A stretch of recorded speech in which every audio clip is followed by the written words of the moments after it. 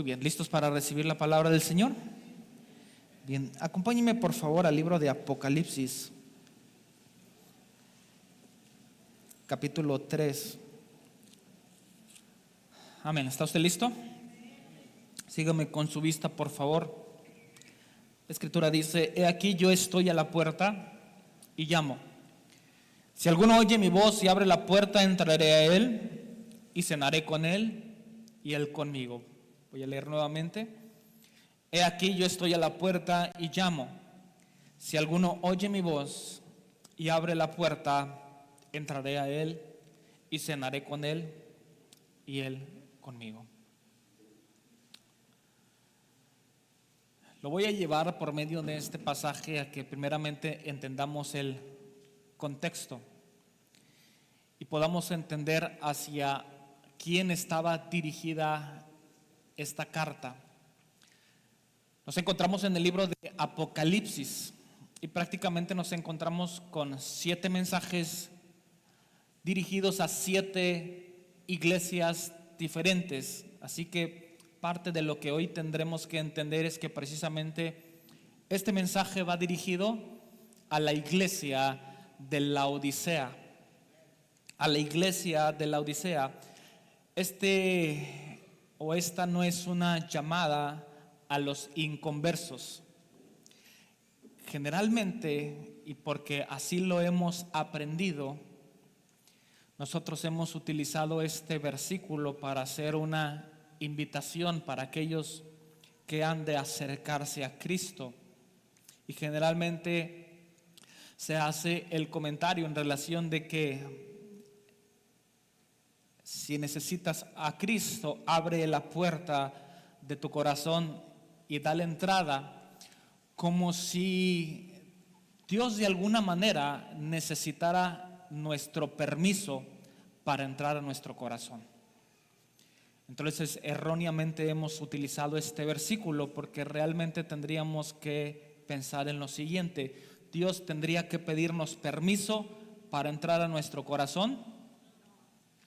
Dios es un Dios soberano, Él no necesita permiso para entrar, así que tendremos que descartar la idea que este mensaje, entendiendo el contexto, es para un inconverso, porque bien, ya lo hemos dicho, el mensaje va dirigido ¿a quién? ¿A quién? A la iglesia de Laodicea, a la iglesia de Laodicea. Así que tendremos que empezar desde este parámetro. En relación a esta iglesia de Laodicea, el apóstol Pablo hace mención en el libro de Colosenses, capítulo 2, versículo 1. Así que para este tiempo, aunque aquí vemos una visión que plasma el apóstol Juan para tiempos apocalípticos, nosotros vemos que la iglesia se establece desde los tiempos de Pablo, posiblemente con un hombre llamado Epafras, que fue uno de sus compañeros de milicia en cuanto al evangelio se refiere. Y esta iglesia es mencionada precisamente en este libro, Colosenses capítulo 2, versículo 1. Más adelante también hace alguna referencia de manera específica. Así que bien, antes de entrar a detalle, para poder dar una interpretación de ello, primero daremos una interpretación y después haremos una aplicación para nuestra vida. Tendremos que entender precisamente algunas cosas importantes en relación a la iglesia de la Odisea.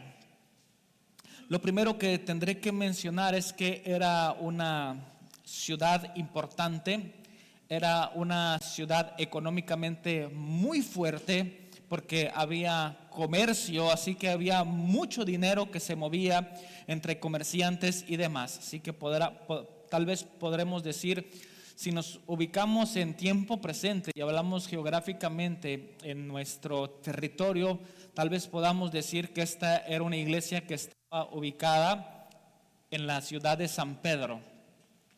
¿Me explico con la referencia? Es decir, había mucho poder económico.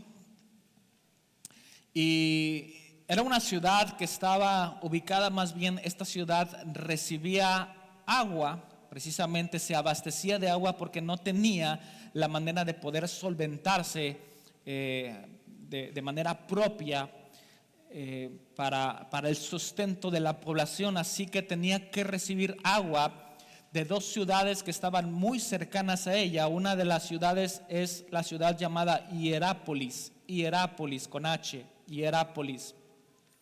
Y la otra ciudad que estaba ahí cerca es la ciudad de Colosas. Precisamente de ahí parte el libro de los Colosenses. Así que tenemos dos ciudades, una llamada Hierápolis y otra llamada Colosas. ¿Qué tipo de agua recibía esta ciudad desde Hierápolis? Bien, recibía agua caliente que era un agua medicinal o era un agua curativa. Así que de esta manera él recibía por medio de ductos y demás este tipo de agua. Sin embargo, tendremos que decir que de parte de Colosas también recibía agua por medio de los ductos. Y el agua que recibía era una agua fría, era una agua refrescante. Agua fría. Así que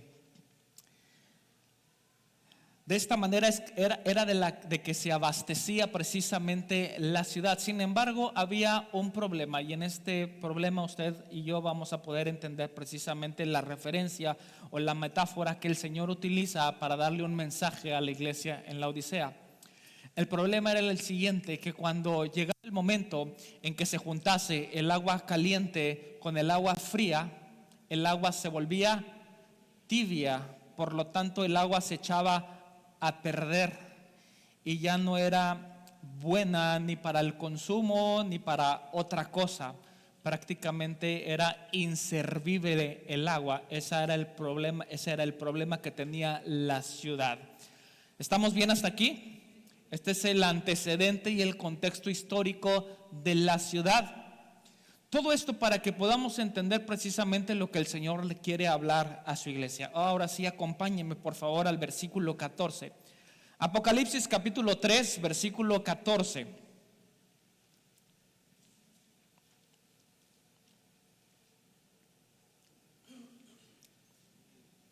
Apocalipsis capítulo 3, versículo 14. La escritura dice: y escribe el ángel de la iglesia, al ángel de la iglesia en la Odisea.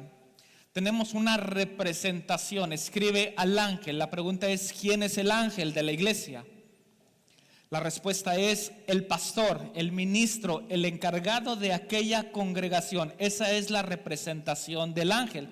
No específicamente que hubiese un ángel en aquel lugar, sino que había un ministro, un pastor que estaba encargado precisamente de la congregación. Entonces la carta va dirigida, por supuesto, al pastor y a su congregación, a la iglesia.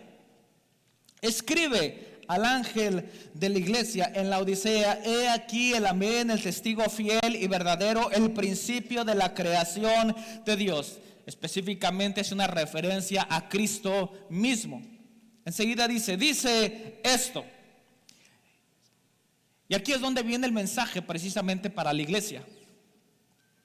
La escritura dice: yo conozco tus obras, que ni eres frío ni caliente. Ojalá fueses frío o caliente. Pero por cuanto eres tibio y no frío ni caliente, te vomitaré de mi boca.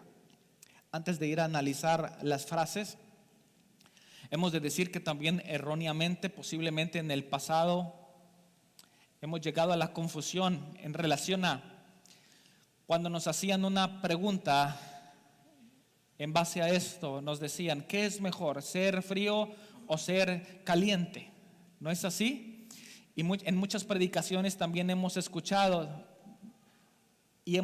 más bien hemos escuchado comparaciones en relación a que si entendemos que si somos calientes, estamos en el fuego del Señor. ¿No es así? Pero que si estamos fríos, estamos apartados. ¿No ha escuchado esto? Bien. A lo que tenemos que llegar esta mañana es entender verdaderamente cuál es la interpretación de este pasaje para comprender lo que Dios quiere hablar a su iglesia. En relación a la introducción que le di y conociendo ya el tipo de agua que la Odisea recibía, ¿qué es mejor, ser frío o ser caliente?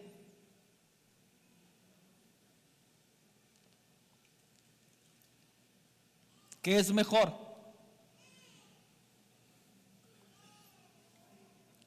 Repasamos. Por medio de la ciudad de Hierápolis recibía aguas termales, aguas medicinales. Por medio de la ciudad de Colosas recibía agua refrescante, agua que era buena para el consumo. Ahora voy nuevamente con la pregunta: ¿qué era mejor, ser frío o ser caliente?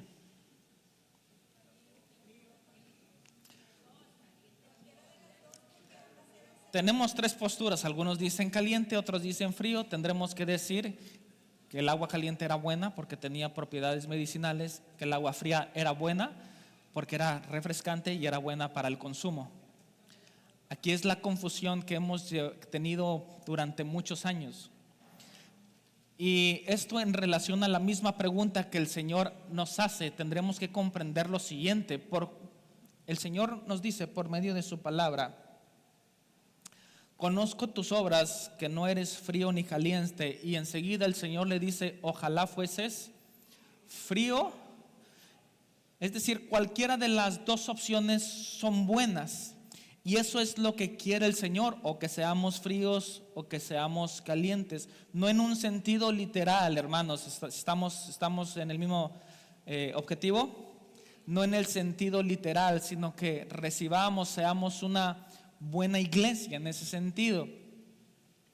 Lo que no quiero, dice el Señor, es que seas tibio. Ahí está el problema.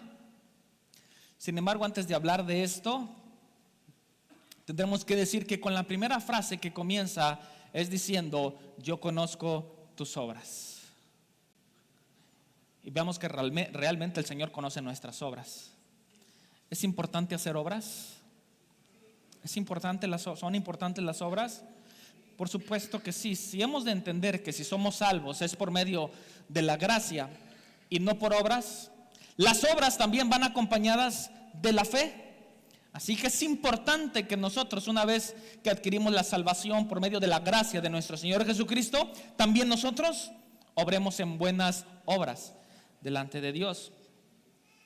Pero llama la atención que a cada una de las iglesias, si usted se da cuenta, a partir del capítulo 2, es un mensaje a la iglesia de Éfeso. Versículo 2: yo conozco tus obras, tu arduo trabajo. Capítulo 9, el mensaje a Esmirna: yo conozco tus obras, tu tribulación, tu pobreza. Mensaje a Pérgamo. Versículo 13: yo conozco tus obras y dónde moras, donde está el trono de Satanás. Hay que hacer una interpretación de ello, ¿verdad? No vaya a pensar que en la iglesia estaba el trono de Satanás. Nada más para darle un contexto y una referencia rapidito: era una ciudad muy complicada donde realmente se adoraba por medio de ídolos a Satanás. Bien, no me voy a meter en ese tema porque estamos en el mensaje a la Odisea.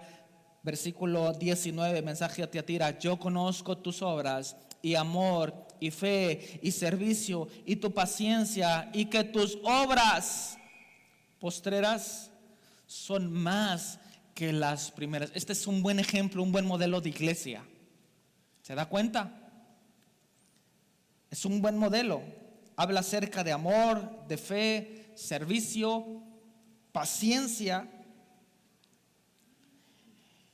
Y está en el entendido de que lo que han hecho posteriormente es mucho mejor que lo que hicieron al inicio.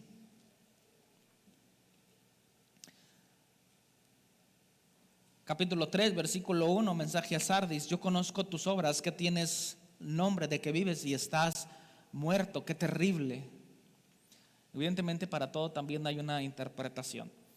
Capítulo 8, el mensaje a Filadelfia: conozco tus obras, he aquí he puesto delante de ti una puerta blanca, la cual nadie puede cerrar. Y por último, en el versículo 15, el mensaje a la Odisea, en donde estamos centrados esta mañana: yo conozco tus obras. ¿Y qué clase de obras tenía la iglesia de la Odisea?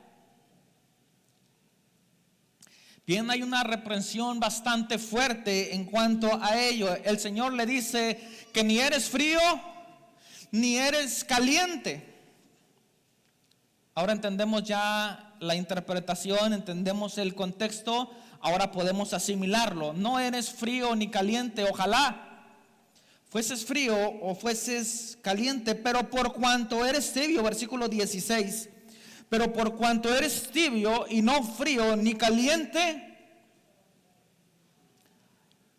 la reprensión es muy dura. Te vomitaré de mi boca. Prácticamente la comparación es fuerte. Te vomitaré de mi boca. Así que vamos a hablar un poco acerca de la tibieza y tibieza espiritual. La tibieza es una actitud que se manifiesta por sus obras. Se manifiesta por sus obras. Evidentemente esto no va relacionado a nuestra fe, porque hemos de decir que todos los que somos la iglesia de Cristo, tenemos a Cristo dentro de nosotros. ¿Es así? ¿Es así? ¿Tenemos a su Espíritu en nosotros? Eso está claro. Todos los que somos la iglesia de Cristo tenemos su Espíritu. El asunto es cuando llega el cristiano a un grado de tibieza, y de alguna manera hay un rechazo de parte del Señor. ¿Qué era lo que más afectaba a la iglesia de Laodicea? Primero, para tomar la primera referencia en cuanto a la iglesia, después haremos algunas observaciones, tal vez autocríticas, aplicaciones y demás.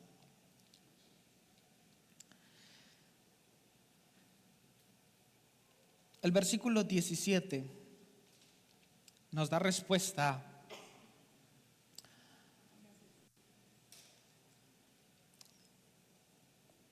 a lo que la iglesia o a la referencia que tenía la iglesia en este momento. Versículo 17 dice: porque tú dices, yo soy rico y me he enriquecido y de ninguna cosa tengo necesidad. Y no sabes que tú eres un desventurado, miserable, pobre, ciego y desnudo. Hay una reprensión muy específica para la iglesia. ¿Y cuál es la reprensión? La reprensión es que el Señor dice, porque tú dices, ¿así dice la Escritura? ¿Así dice la Escritura?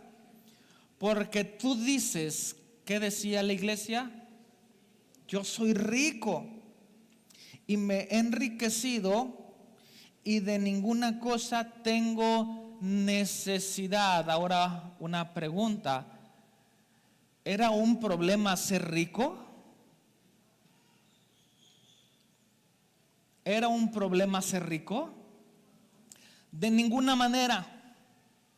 El asunto primordial, lo principal, no tenía referencia en cuanto a la riqueza de la iglesia. ¿Cuál era el problema principal? En que la propia iglesia decía, yo soy rico y de ninguna cosa tengo necesidad, a tal grado de decir, Cristo, no te necesitamos. Es decir, era una iglesia autosuficiente.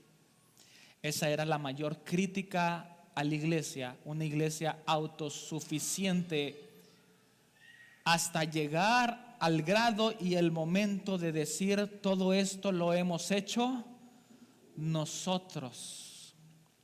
Y se habían olvidado de lo más importante, que era Cristo. Y debemos entender que Cristo debe ser el centro de todo, porque Él es el centro de la iglesia. La iglesia no es nuestra, la iglesia es de Cristo. Nosotros somos la iglesia, por lo tanto nosotros somos propiedad de Cristo. Y esa es la esencia que nosotros debemos llevar. Así que prácticamente Ellos manifestaban esta autosuficiencia hasta ese grado. Ahora, ¿qué de nosotros? No hablemos de autosuficiencia, sino que de nosotros que en algún momento tal vez pensamos que por nuestras habilidades, que por nuestros talentos, que por nuestros dones, nosotros hemos logrado sobresalir. Cuando deberíamos de entender que quien facilita los dones, las habilidades, los talentos es Cristo mismo. Dios, por supuesto. Y esto me lleva a pensar en aquella historia en donde el Señor le habla a Gedeón. ¿Se acuerda de la historia? Donde tenía un grupo de soldados sumamente importante, pero le dice el Señor: no irás a la batalla con aquellos soldados. Y de ahí comenzó a reducir hasta llegar a 10,000. Y al momento que llegó a 10,000 comenzó con otra prueba. Y después de esos 10,000 comenzó a quitar algunos. Total, al final de la historia vemos que él se queda con 300 hombres, 300 soldados. Para pelear contra el enemigo era una cosa totalmente ilógica, no era posible. Y es aquí donde tenemos que entender que a veces nuestras batallas se ven mucho más grandes de lo que parecen. Porque precisamente nosotros percibimos la realidad de una forma, pero Dios está percibiendo la realidad a su manera, que es de una forma totalmente diferente.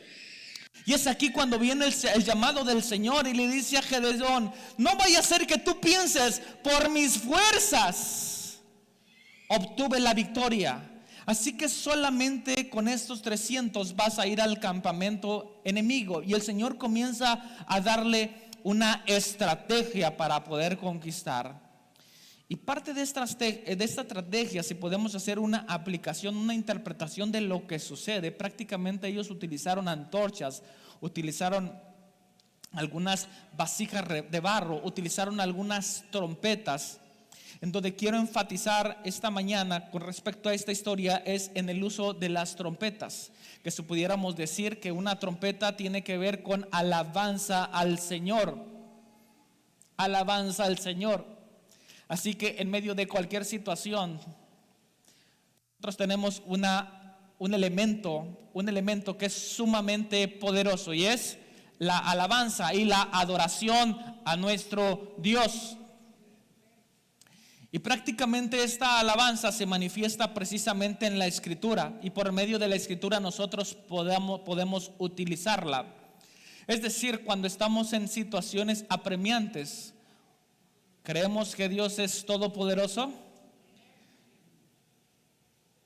La Escritura lo muestra y lo dice, así que ¿por qué no comenzar en tiempo de batalla, en tiempos difíciles, diciendo: Señor, yo reconozco que tú eres todopoderoso? ¿Y qué estoy haciendo? Estoy emitiendo una alabanza a Dios. ¿Qué significa la palabra alabanza? Es hablar bien acerca de, en este caso, de nuestro Dios. Y viene el reconocimiento, por supuesto. Primeramente viene el reconocimiento, porque no es con nuestras fuerzas. Incluso la misma Escritura nos dice: no es en tus fuerzas, sino es por medio del Espíritu de Dios. Es por mi Espíritu, dice el Señor. Así que ya ahí tenemos un elemento que tendría que ser suficiente para nosotros. Hace un momento hice esta pregunta: hermanos, ¿tenemos su Espíritu? Por lo tanto, si tenemos su Espíritu, nosotros tenemos victoria. ¿No es así? Pero lamentablemente muchos de los cristianos caminan en derrota.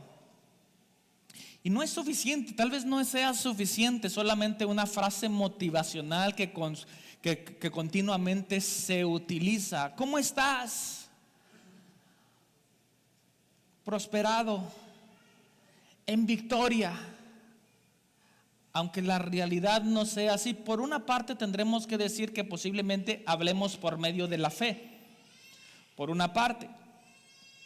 Pero por otra parte también tendremos que entender que somos humanos y todos como humanos nos enfrentamos a diferentes luchas, situaciones, problemas. Hace un momento le mencionaba el asunto de mi esposa, por ejemplo. Y eso nos hace aún todavía ir más a Dios. Si ya lo hacemos, en los momentos de angustia, ¿cuántos de nosotros no hemos ido al Señor en los tiempos de angustia?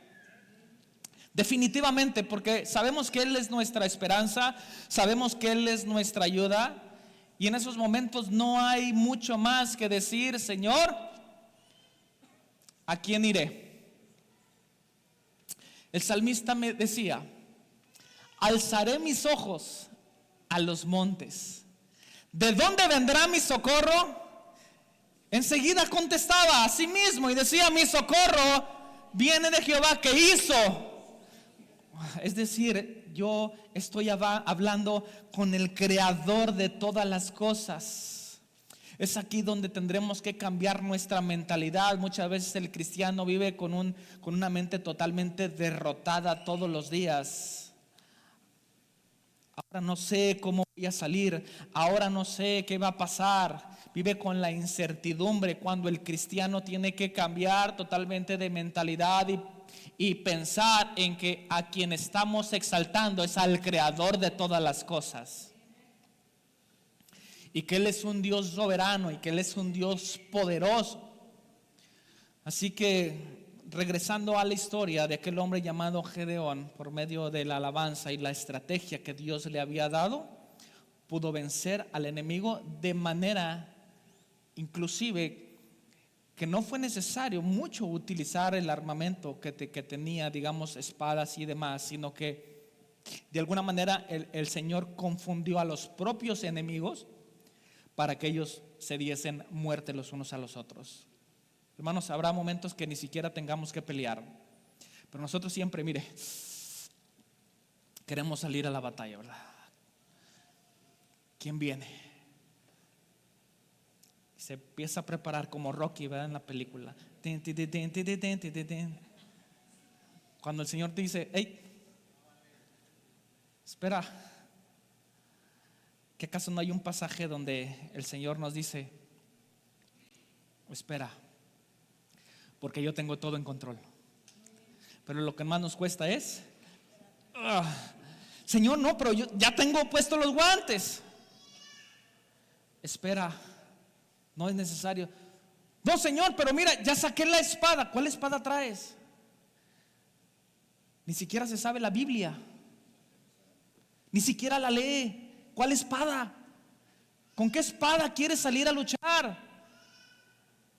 Si no la reconoce, si no la sabe, si no la ha guardado en su corazón. Y esto es un elemento vital cuando hablamos de espada. Cuando Efesios en el capítulo 6 nos habla acerca de la espada es la palabra de Dios. Y es necesario que nosotros la guardemos en el corazón para que en el momento de la batalla podamos decirle al enemigo: el Señor está conmigo y el Señor me ha hecho mucho más que vencedor. Esa es la herramienta que nosotros tenemos. Señor, tú eres grande y tú eres poderoso. ¿Cómo es que nos hemos sentido en el momento de la batalla? Por supuesto que nuestro ánimo de alguna manera cae. Pero para eso también tenemos promesas en la palabra del Señor. Regocijaos, decía el apóstol Pablo en la carta a los Filipenses. Regocijaos. Cuando él estaba pasando por una situación totalmente desfavorable, en medio de la cárcel, ¿quién en medio de la cárcel puede decir: regocíjense? Es más, no solamente nos dice regocijaos, sino nos dice: otra vez os digo, regocijaos en el Señor. Y esto tiene que traer aliento a nuestra vida hoy. Si en nuestras emociones el día de hoy venimos con el ánimo bajo, posiblemente por los suelos, yo quiero animarles esta mañana y que por medio de la Escritura nosotros podamos ser levantados, podamos ser animados. Recuerde, el Señor es nuestra fortaleza. El Señor es nuestro pronto auxilio en medio de cualquier tribulación. El asunto de la iglesia en la Odisea era que su fe tibia era hipócrita. Su fe tibia era hipócrita. ¿Cuántas reprensiones el Señor hacía a aquellos fariseos que en algún momento estuvieron cerca de Él? Evidentemente sus intenciones eran encontrar algo para poder llevarlo a la cárcel, incluso a la muerte, tener un argumento. Sin embargo, en ningún momento encontraron alguno. No encontraron una herramienta para poder hacerlo de esta manera. Sin embargo, nos encontramos en algunas ocasiones con que hace esta represión y directamente les dice a aquellos fariseos: hipócritas, sepulcros blanqueados. El asunto de ser hipócrita es mostrar una imagen y ser otra. ¿Cuántas personas, no hablo de esta congregación en específico, pero cuántas personas que nosotros conocemos llegan a la iglesia con calidad de ser cristianos, creyentes, hijos de Dios, pero realmente en el mundo no se comportan como un hijo de Dios? ¿Cuánta gente conoce? ¿Muchísima?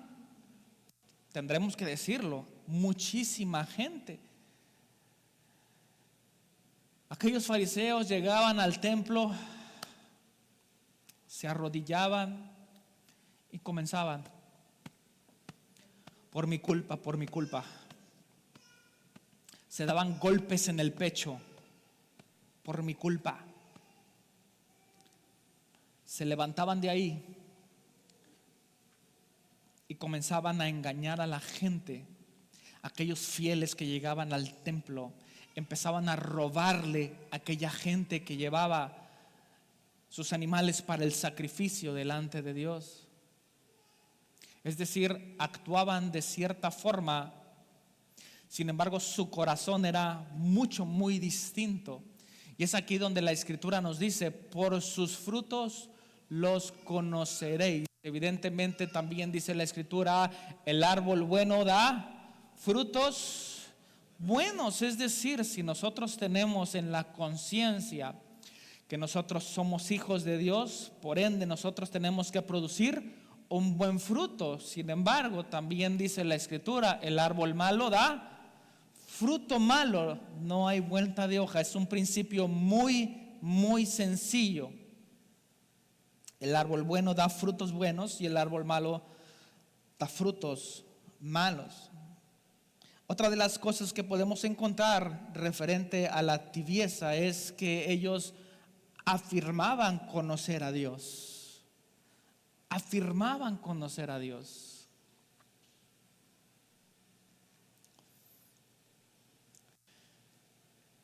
En este sentido tendremos que decir: ¿cuánta gente hoy dentro de las iglesias afirman conocer a Dios? Hay una historia en la palabra de un hombre llamado Job, en donde este hombre vemos cómo tendremos que decir que llevaba, así lo manifiesta la Escritura, llevaba una vida de piedad, presentaba sacrificios delante de Dios, era poderoso económicamente, tenía una familia, podemos decir, tal vez estable. Sin embargo, cuando llega el momento de ser probado, y esto es algo que el Señor permite, le es quitado su ganado, le es quitada sus propiedades, le son quitados sus hijos, su familia, y solamente le deja a la esposa. Y peor aún, la mamá de la esposa. No se crea, esto lo estoy inventando yo. Es una broma. No lo menciona la palabra.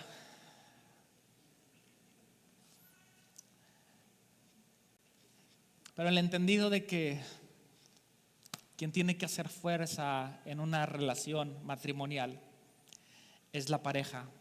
En el caso específico de este hombre, tendríamos que pensar en que la Escritura nos dice al principio que la mujer es una ayuda idónea,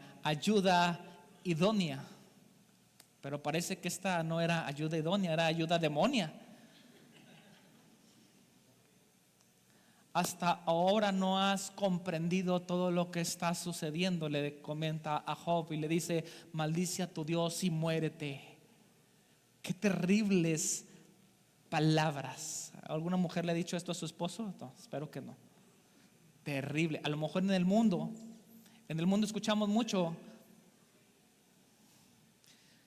Es más, me impacta mucho cómo se han transformado las canciones a lo largo de los tiempos en el ámbito secular, ¿no? Antes había canciones, por supuesto, de amor, muy románticas. Bella mi chaparrita, cuerpo de, no lo sé. Bonitas. Tú eres mi flor, mi bella flor, y no lo sé. ¿Cómo fueron cambiando, verdad? Las prácticas, las canciones y demás, para llegar al momento de escuchar canciones como ojalá que te mueras, ¿no?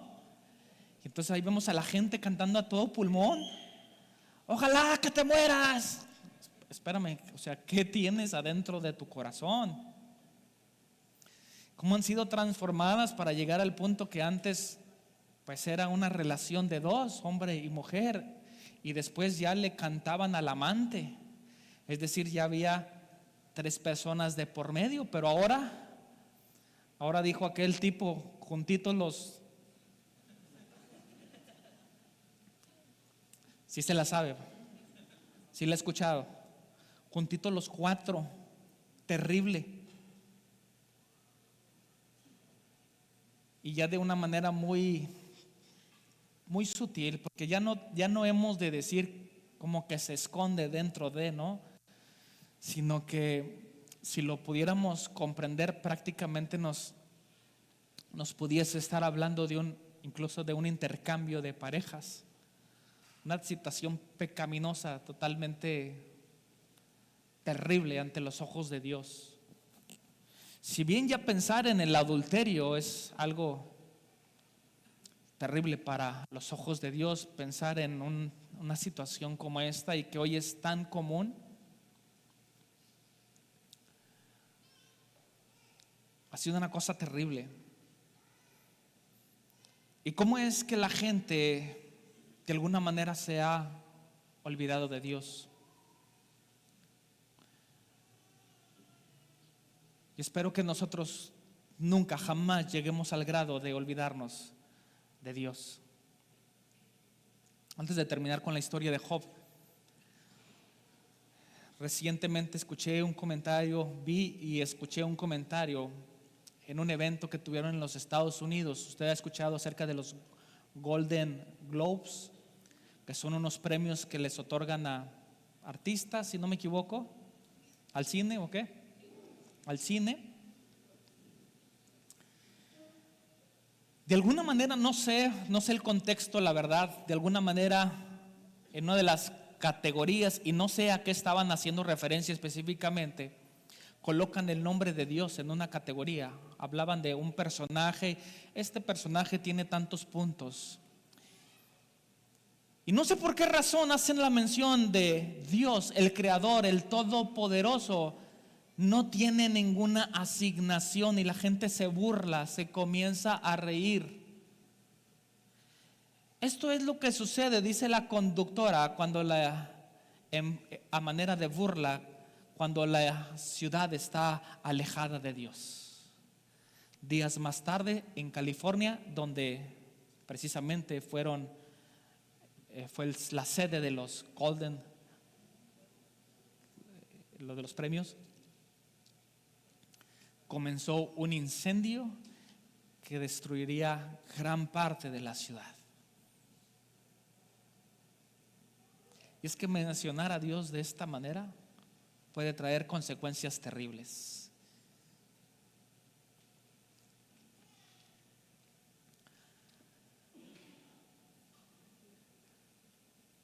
llegó el momento donde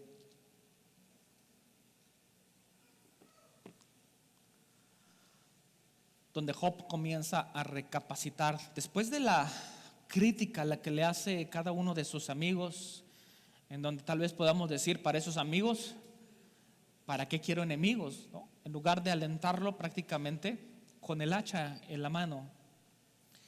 Entendiendo que Job llevaba una vida justa delante de Dios, así lo dice la Escritura, los amigos enfatizaban sobre el hecho de que había fallado delante de Dios, que no llevaba una buena vida delante de Dios. Y aquí es donde comienza una plática. Después del libro de Génesis, en nuestra lectura, viene el libro de Job. No se atrase, es una historia sumamente interesante. Prácticamente en una confrontación con Dios, el Señor comienza a decirle: Job, necesito que entiendas en dónde estás parado, quién eres tú y quién soy yo. Y yo te pregunto a ti, Job, ¿dónde estabas cuando yo formé los cielos? Cuando yo separé los cielos de la tierra. ¿Dónde estabas tú cuando yo creé el sol? Cuando hice el sol, la luna y las estrellas. ¿Dónde estabas, Job? Y comienza a hacer una plática.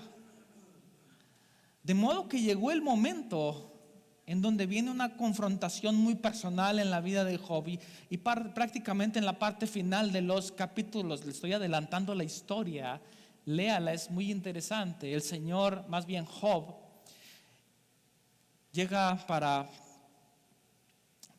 delante del Señor decirle: Señor, ahora entiendo todo, he sido un necio.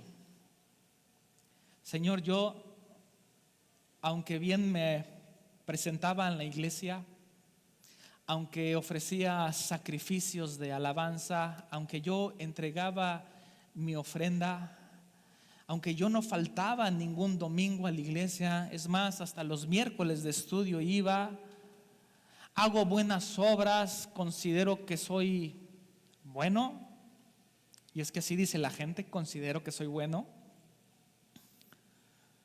Señor, ahora me doy cuenta que de oídas te había oído, pero ahora, y ¡pum!, sus ojos fueron abiertos. Y es aquí donde Job dice: pero ahora mis ojos te ven. Y vino un reconocimiento en la vida de Job. Todo, absolutamente todo se transforma en ese momento. Ahora bien, el Señor pudo haber traído solamente sanidad, pero a Dios le plació no solamente darle sanidad, sino duplicar todo lo que él ya tenía de bienes.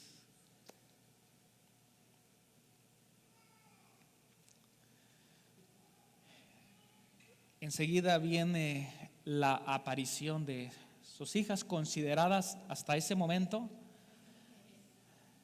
las hijas. Si existiera Miss Universo, estas ganaban. Las hijas más hermosas, así lo redacta la Biblia, del territorio, del condado. Hasta que nacieron mis hijas. Y entonces, pues yo imagino que con la misma, ¿verdad? La misma señora, digo. Ya la Biblia no nos dice nada de ello, pero eso no es importante.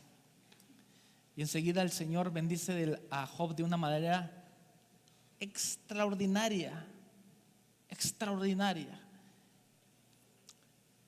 Y vean que es mucho mejor ser bendecidos en los caminos del Señor que ser bendecidos sin Dios en el corazón. Miren, muchos hacemos énfasis para hablar un poquito acerca de posesiones, riquezas y demás. Muchos hacemos énfasis, muchos predicadores han hecho énfasis cuando hablan acerca de la vida de Abraham. Abraham recibió una promesa y el Señor le dijo: por cierto, de cierto te multiplicaré, te haré grande, haré de ti una gran nación, te bendeciré. Y muchos hacen muchos énfasis en la bendición del Señor. Pero si entendemos bien la historia, hermanos, Abraham ya era un hombre rico. ¿Conoce la historia? De seguro la ha de haber leído estos días. Abraham ya era un hombre rico, tenía muchísimas posesiones, tenía muchos siervos, tenía muchos pastores, tenía mucho ganado, llegó a Egipto, se enriqueció todavía mucho más.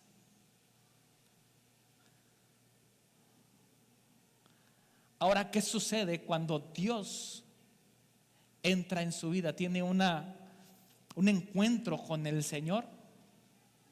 Ahora lo que ya tenía le es multiplicado, triplicado, no lo sé mucho más. En algunas oraciones que he hecho de manera muy específica, hermanos, una mala costumbre que teníamos en el pasado de decir: Señor, multiplica nuestra ofrenda. Y yo le pregunto, ¿por qué usted con su propia boca limita al Señor? Una mala práctica en el sentido de que hace muchos años cantábamos: la ofrenda, la ofrenda, la ofrenda es del Señor. Muchos ya no se la saben, son muy nuevos. Si tú le das un peso, el Señor. Y vivimos con una mentalidad mediocre. Bueno, le voy a dar 100 pesos para que me dé 200. No, pero yo quiero más. Le voy a dar 1,000 pesos para que el Señor me dé 2,000. Cuando entendemos en estos tiempos que esa no es una referencia para nosotros. Y cuando decimos de multiplicación, el Señor puede multiplicar 2, 3, 4, 5, 10 veces, 20, 100 veces si Él lo quiere. ¿No es así? Muchas veces decimos: Señor, multiplica. Señor, haz como a ti te plazca. Mi mente es muy limitada. Señor, haz como a ti te plazca. Ya sé, el Señor quiere bendecirnos en demasía, el Señor lo va a hacer. El Señor bendijo a la iglesia de la Odisea en demasía. Tenía un templo majestuoso. Nosotros oramos por un templo majestuoso, ¿verdad? No quiero con esto ser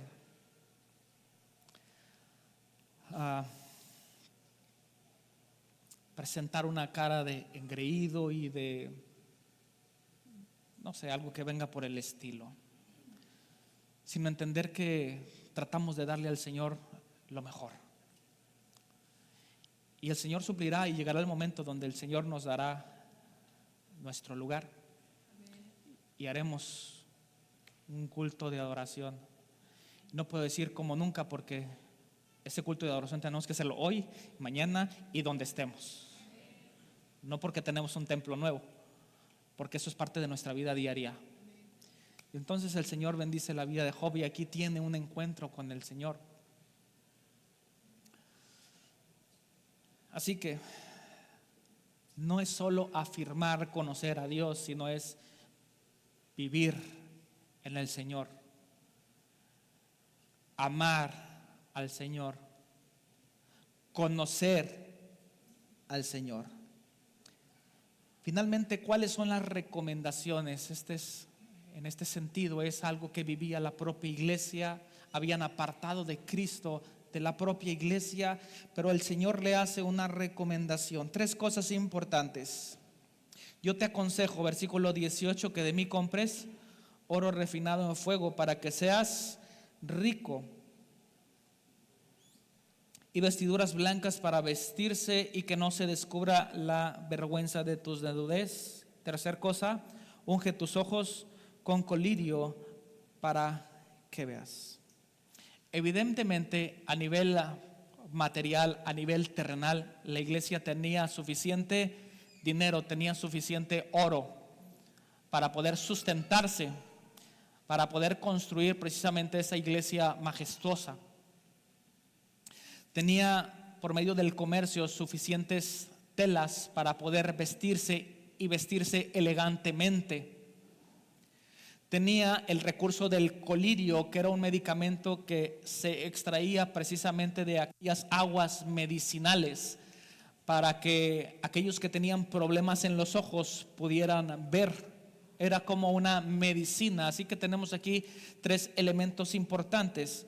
El Señor les dice: yo te recomiendo que de mí compres oro refinado en fuego. La escritura dice en el Salmo 19, capítulo 7 y versículos 7 y 8, la ley de Jehová es perfecta que convierte el alma.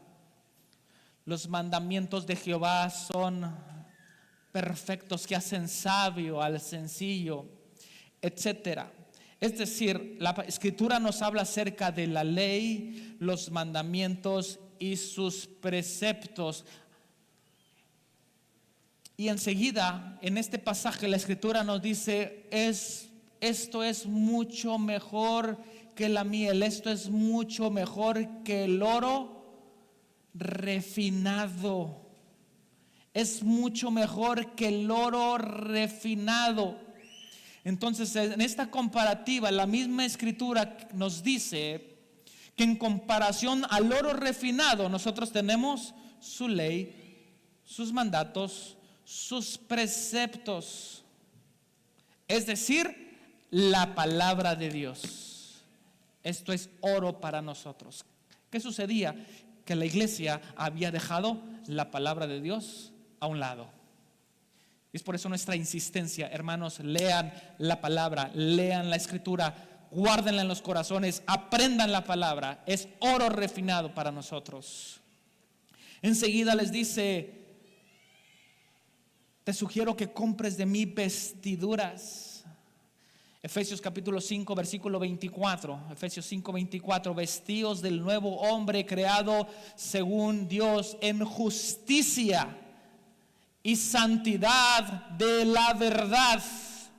Vestíos del nuevo hombre, dejando el viejo hombre atrás, dice la escritura. Renovaos en el espíritu de nuestra mente. Se me fue la palabra, y decir amoldar. No os conforméis a este siglo. Romanos capítulo 12, versículo 2.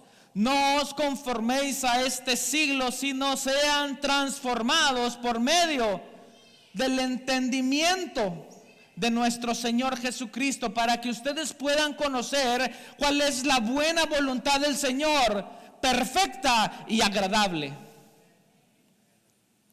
Renovaos, no te conformes, no te amoldes, no te adaptes a lo que está sucediendo en este mundo, sino que tu mente sea transformada por medio del conocimiento de su palabra. Vístete del nuevo hombre que es creado según Dios en justicia y en santidad de la verdad. Por último le dice a la iglesia, te sugiero que unjas tus ojos con colirio para que puedas ver.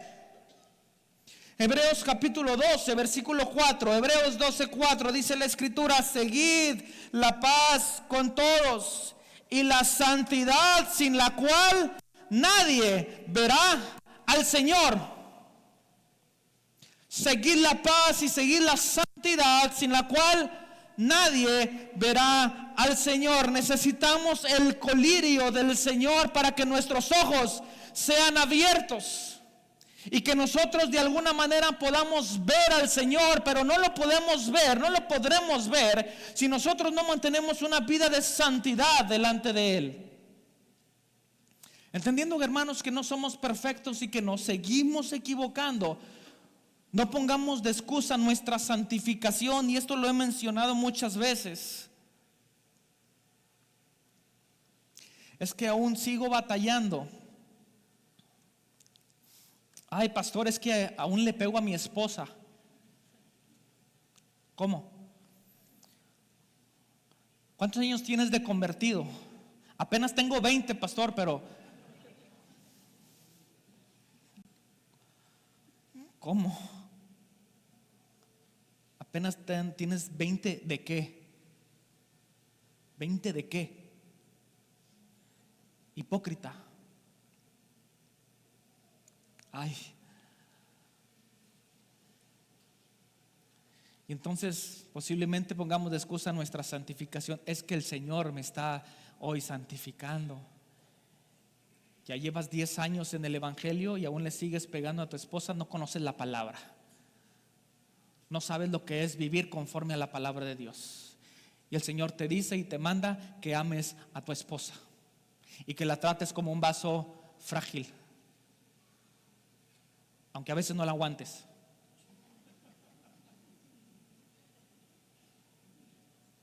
Ay, Señor, es que la mujer que me diste, nanáis, como dijo aquel. El único que pudo decir eso fue Adán, y echando culpas.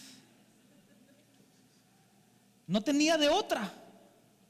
Ay, Señor, ¿qué pasó, Adán? No, pues es que la mujer que me diste, ¿tenía razón o no tenía razón? Sí tenía razón, el Señor se la había dado, ¿verdad? Pero no tenía razón de echarle la culpa, porque él bien que se lo echó al estómago. ¿Quién fue el responsable? Ay, mi amor, te traigo esta hermosa fruta. Está deliciosa. Es el árbol de la ciencia del bien y del mal. Espérame. Que no es el que el Señor dijo que no comiéramos.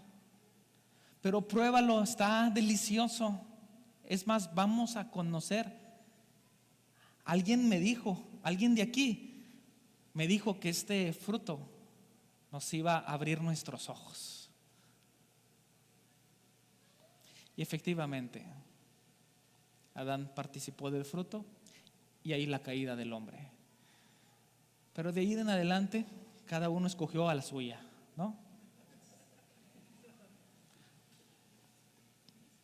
Y no es de aguantarse, hermanos. Aunque tendremos que decir el amor todo lo soporta, no es lo mismo decir todo lo soporta, todo lo aguanta. Amén. ¿Están conmigo? Es diferente. Es diferente.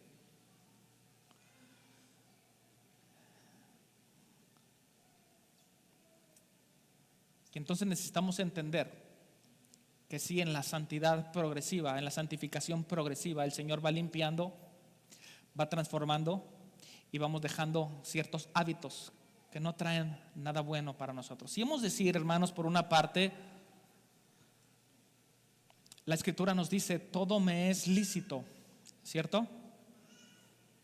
Pero yo tengo que saber qué es lo que sí me edifica, lo que sí me favorece. Todo me es lícito, pero no todo me edifica. Todo me es permitido, pero no todo me favorece. Entonces yo, como hijo de Dios, tengo que comenzar a tomar decisiones y a saber que sí es lo que me favorece, aunque me sea lícito, y qué es lo que no me favorece, que va a traer un daño, un peligro a mi cuerpo, un peligro a los que están cerca de mí, etcétera. Y no tomar de excusa solamente el hecho de decir, es que la Biblia dice, todo me es lícito. Sin santidad nadie verá al Señor. Por lo tanto, finalizando este mensaje, el Señor le habla a la iglesia y le dice, he aquí, yo estoy a la puerta. ¿Qué estaba haciendo el Señor a la puerta de la iglesia? Y es una referencia figurada, porque si hemos de decir somos hijos de Dios, tenemos a su Espíritu y Cristo está en nosotros. Es decir, Cristo está en la iglesia y la iglesia es de Cristo. Pero en una forma figurada, el Señor se presenta a las afueras de la iglesia diciendo, yo estoy a la puerta y llamo, si alguno oye mi voz, yo estaré ahí. ¿Qué es lo que estaba diciendo? Ahora que tenemos la información completa, ¿qué le estaba diciendo el Señor a la iglesia? El Señor le decía a la iglesia, has puesto muchas cosas por encima de mí, las has colocado como más importantes que a mí, que yo soy el dueño, el Señor de la iglesia, me has dejado afuera, cuando yo debo de ser el centro de la iglesia, cuando yo debo ser el centro de toda tu vida. De alguna manera la iglesia había apartado a Cristo, había dejado de ser el centro. se había esforzado mucho más, tal vez por las actividades, por generar recursos para la iglesia, etcétera. Y que si bien hemos de decir eso es bueno y es necesario, ¿cierto? ¿Sí o no? Es necesario, pero nunca debe olvidársenos que el centro de todo es Cristo Jesús. Y ese es el llamado de Dios para su iglesia. Finalizo con esto.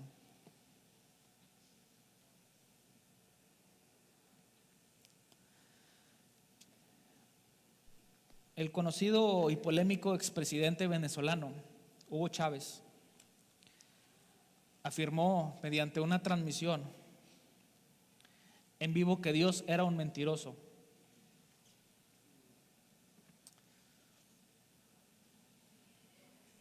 Y de manera retórica maldijo al pueblo israelí, diciendo lo siguiente: Dios es un mentiroso, no existe un enviado, el verdadero Dios es la voz del pueblo. Después dijo que condeno desde el fondo de mis vísceras al Estado de Israel, maldito seas Estado de Israel. Tiempo después el hombre murió en una batalla contra el cáncer, producida en sus entrañas, que acabó con él. La actriz ícono sexual estadounidense fue visitada por un pastor llamada Marilyn Monroe, que aseguraba en cuanto al pastor ser un enviado por Dios para predicarle su palabra, pero ella respondió: yo no necesito a Jesús. Una semana después apareció muerta, al parecer por una sobredosis de píldoras para dormir, pero esa versión sigue en tela de juicio. Durante una campaña presidencial, Tancredo Neves, el entonces candidato por Brasil, presumió públicamente que había logrado más de 500,000 votos en su partido y dijo las siguientes palabras: ni siquiera Dios me podrá arrebatar la presidencia. Sin embargo, el candidato murió 9 meses después por una enfermedad infecciosa y no logró llegar a la presidencia. Bruce Ismay, el hombre que construyó el Titanic con el apoyo de la compañía White Star Line, desafió a Dios con sus palabras, aseverando: ni Dios puede hundir este barco. Ya la mayoría sabemos lo que pasó. El indestructible barco se hundió, dejando centenares de muertos. Aunque inicialmente Bruce sobrevivió, años después falleció, viviendo en sus últimos años un tormento tras el hundimiento del Titanic.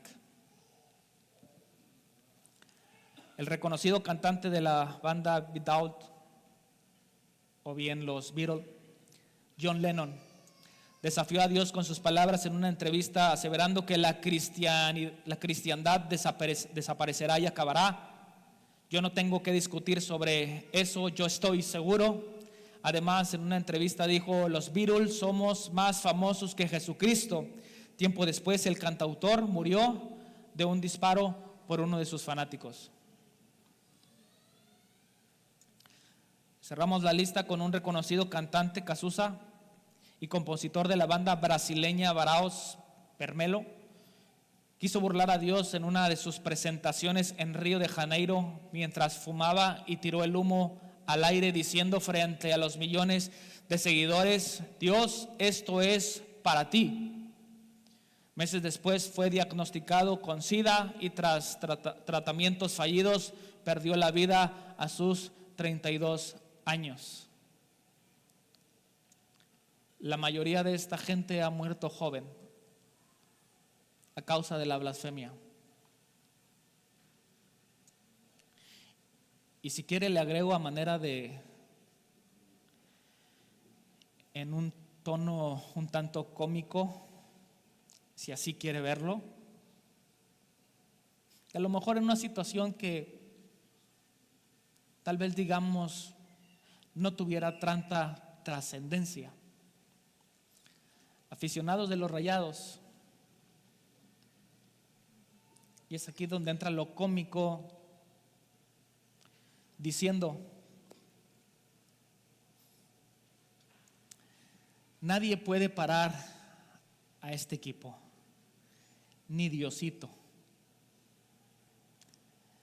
En esta temporada pasada,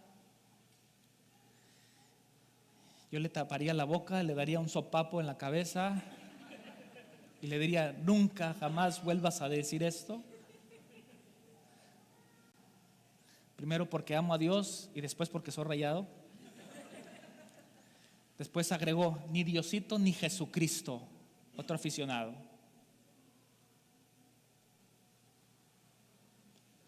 Estamos conscientes de las, déjame decirlo de esta manera, las tonterías que estamos hablando. Necesitamos a Cristo dentro de la iglesia. Necesitamos a Cristo, que Cristo sea el centro de la iglesia.